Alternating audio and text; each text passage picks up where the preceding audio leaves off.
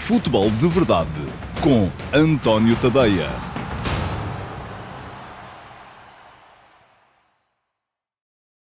Olá a todos e sejam muito bem-vindos ao Futebol de Verdade Flash para o Farense 1, Flóculo Porto 3. O Flóculo Porto mostrou que está bem vivo na luta pelo título, ganhando no difícil estádio de São Luís, num jogo em que teve de enfrentar uma série de adversidades, a começar pelo facto invulgar que é ter 2 penaltis assinalados contra, algo que não lhe acontecia na Liga há 20 anos.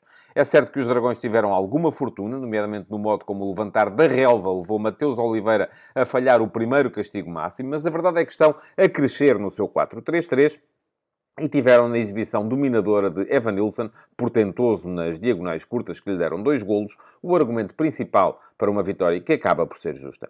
No final, mesmo acabando na frente em todos os índices estatísticos objetivos, com 18 remates a 10 e 35 ações na área adversária contra 11, os Dragões ganharam porque foram muito melhores no momento de finalizar. É que, ainda que inflacionado pelos 2 penaltis, que juntos valeram um índice de golos esperados de 1,58, o Farense acabou com um XG ligeiramente superior, 1,9 contra 1,7. E foram as finalizações superiores também de Evanilson, bem como uma grande defesa de Diogo Costa e uma bola no poste de Elvis Baldé a fazer a diferença.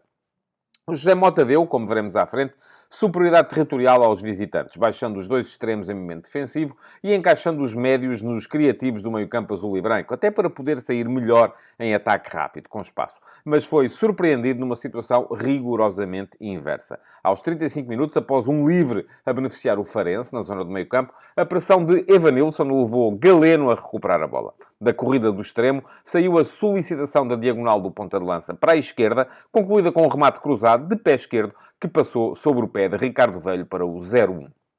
Antes, Baldé já impedir a Galeno de finalizar uma situação promissora, mas os 2 lances mais perigosos tinham nascido do outro lado. Aos 18 minutos, depois de tirar o Wendel da frente, Baldé meteu a bola no poste da baliza de Diogo Costa. E aos 34, Mateus Oliveira mandou para a bancada um penalti assinalado a Fábio Cardoso. O pé direito do médio brasileiro fez pressão na relva ao lado da bola, levando-a a subir, e é que o seu pé esquerdo a apanhasse depois demasiado por baixo. O resultado foi o desperdício do lance.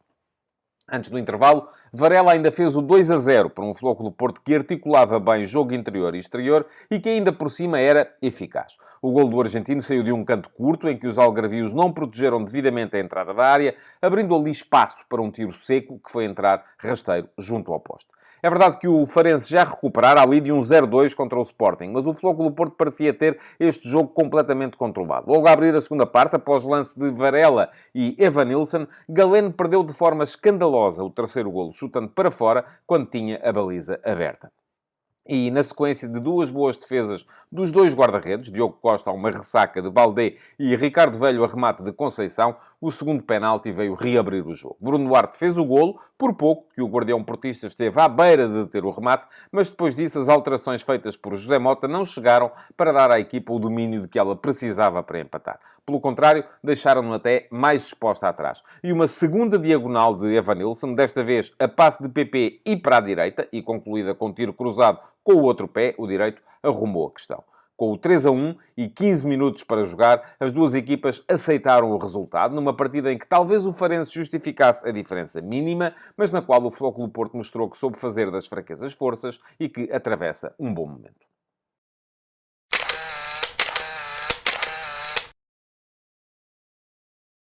Nenhuma das duas equipas trouxe alguma surpresa do ponto de vista tático para esta partida. O Farense de José Mota repetiu mesmo exatamente o mesmo 11 que lhe tinha valido na última jornada da Liga uma vitória por 3-1 contra o Casa Pia, enquanto o Flóculo Porto fez apenas uma alteração na equipa que lhe tinha permitido vencer o Moreirense por 5-0 e foi uma alteração que promoveu o regresso ao 11 de Nico Gonzalez, que nessa data estava castigado por acumulação de amarelos, com sacrifício de Stephen Eustáquio na zona do meio-campo. Assim sendo, tivemos duas equipas a atacar em 4-3-3, embora depois o Farense, no momento defensivo, mudasse um pouco a sua estrutura. O Farense entrou com Ricardo Velho na baliza, depois uma linha de 4 formada com Pastor como lateral direito e Talocha como lateral esquerdo. Gonçalo Silva e Isaac Muscat eram os 2 centrais. Tinha 2 médios mais defensivos, o argentino Cáceres e Falcão, e depois 3 homens no apoio à ponta de lança, que era Bruno Duarte. Mateus Oliveira jogava como terceiro médio, Elis Baldé como extremo direito e Marco Matias como extremo esquerdo. No momento defensivo, havia a preocupação do Farense em encaixar os seus dois médios, Cáceres e Falcão, precisamente nos dois criativos do meio-campo do Futebol Clube do Porto. Falcão colocava-se mais sobre a meia-direita do seu meio-campo, vigiando as ações de Nico Gonzalez, e Cáceres mais sobre a meia-esquerda, vigiando as ações de PP. Além disso, Elis Baldé, extremo-direito, baixava muitas vezes para fazer quinto elemento na linha defensiva, no acompanhamento a Wendel, quando este abria junto à linha, e Marco Matias fazia a mesma coisa do lado esquerdo para acompanhar as movimentações de João Mário. Nunca chegou a ver-se um Farense com uma linha de 6 atrás, porém, porque raramente os jogadores do Farense perdiam também as suas referências zonais. Aliás, era muito frequente, sempre que PP, e PP faz isto muitas vezes, ia atacar, saía da meia-direita para ir atacar na meia-esquerda, juntando-se ali a Nico, a Galeno, e aí já não ia atrás dele o Cáceres, que ficava a defender o seu lado do campo. Portanto, era uma marcação defensiva com referências individuais, mas, sobretudo, mantendo os jogadores a preocupação de ocupar as suas zonas. Não era um homem a homem tão declarado como chega a ser, às vezes, habitual no momento no futebol nacional, com algumas equipas. O Farense começava, portanto, a defender em 4-4-2, avançando Mateus Oliveira para perto de Bruno Duarte, mas tinha sempre muitas dificuldades para impedir que o Porto saísse, porque o Porto saía geralmente a 3, juntando Varela a Pepe e Fábio Cardoso, e muitas vezes até baixando o Nico para esse primeiro momento de construção. Mas olhemos então para o 11 do Futebol Clube do Porto, que, tal como vos disse, fez uma alteração relativamente àquilo que foi a equipa que tinha jogado contra o Moreirense. Foi a troca de Stefano Eustáquio, que nessa data tinha sido titular, por Nico Gonzalez, que assim regressou ao 11, que é o 11 que está mais consolidado neste momento do Futebol Clube do Porto, por Sérgio Conceição. Diogo Costa foi o guarda-redes, João Mário o lateral direito, o Wendel o lateral esquerdo e depois dois centrais, Pepe e Fábio Cardoso. No meio-campo, Varela jogava atrás de PP, meia-direita, e Nico Gonzalez, meia-esquerda. Francisco Conceição partiu como extremo-direito, Galeno como extremo-esquerdo e Evanilson como ponta de lança. Sendo que havia uma diferença comportamental entre a direita e a esquerda no Futebol Clube do Porto no momento de atacar. João Mário abria sempre mais junto à linha, permitindo que Francisco Conceição explorasse mais o espaço interior. Do outro lado, acontecia, como é habitual também, ao contrário, Galeno mais junto à linha, permitindo ao lateral, o Wendel, muitas vezes vir para dentro e juntar-se aos médios em momento de construção. Isto quer dizer que o Futebol Clube do Porto tinha também Nico Gonçalves muitas vezes a baixar para próximo de Varela, fazia muitas vezes início de construção, ora a 4 com os dois centrais e os dois médios, ora inclusive a 3 com um dos laterais que aparecia no início da construção, ora juntando o Wendel a Varela no meio-campo e nesse momento avançando o Nico para mais perto de PP. Portanto, é uma equipa mais difícil de encaixar do que à partida pode parecer. Ora bem, quem mexeu primeiro foi o Farense, ao minuto 60, com a troca de Cáceres por Vítor Gonçalves. Nesse momento, o Farense tinha acabado de fazer o 2-1, tinha acabado de reduzir. José Mota quis ir à procura de golos, quis ir à procura do empate e inverteu um bocadinho ali as coisas no seu meio-campo. Isto é, se antes tinha Cáceres e Falcão, os dois mais atrás, a partir deste momento ficou com Falcão isolado como médio mais defensivo, colocando Cáceres à direita, colocando Vítor Gonçalves à direita e passando o Mateus mais para a esquerda, o que lhe permitia ficar com o meio-campo em 1+2.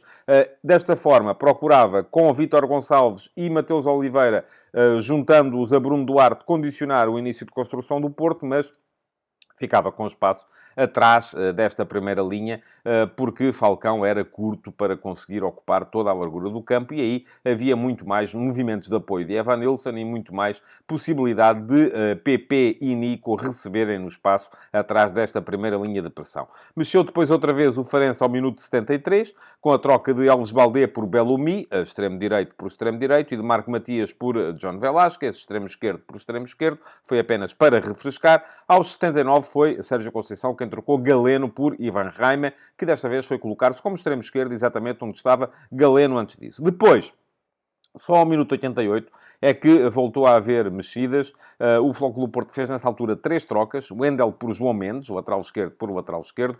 Nico por Stefano Eustáquio, também foi fazer exatamente a mesma coisa a meio campo. E Francisco Conceição por Romário Baró. Não houve ali uma definição clara entre Baró e PP sobre quem é que ia ser o extremo direito e quem é que ia ser o médio ofensivo, o médio interior direito. Vamos lá. À partida era PP quem estava junto à linha, mas eles trocaram de posição com alguma frequência. Por essa altura também, o Farense esgotou as trocas, substituindo Bruno Duarte por Zé Luís, ponta de lança por ponta de lança também, e Mateus Oliveira por Fabrício Isidoro, centrocampista por centrocampista. Esgotou também o Porto as substituições ao minuto 90, com a saída de Evanilson para a entrada de Namazo, creio que mais para a ovação a Evanilson por parte dos seus adeptos.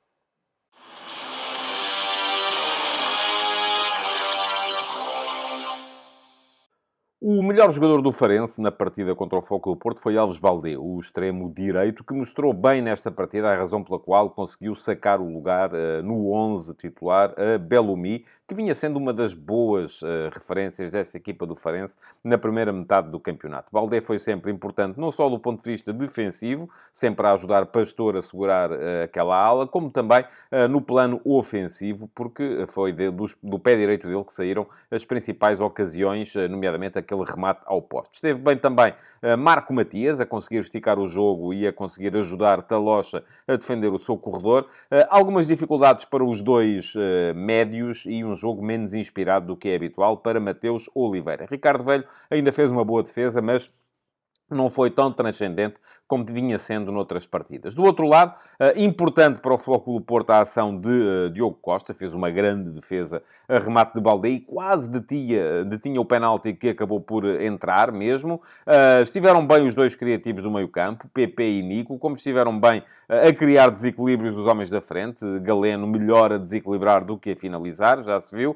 Francisco Conceição consistente na forma como vinha para dentro para finalizar e para criar esses tais desequilíbrios, mas o homem do jogo foi, sem dúvida nenhuma, Evanilson. Muito forte em movimentações de apoio, a mostrar-se aos médios para conseguir ligar o jogo por dentro, muito forte também nas diagonais curtas, quer as fizesse para a direita ou para a esquerda, tinha sempre a possibilidade de finalizar, porque o faz bem com os dois pés. Foi ele, sem dúvida nenhuma, o herói deste jogo.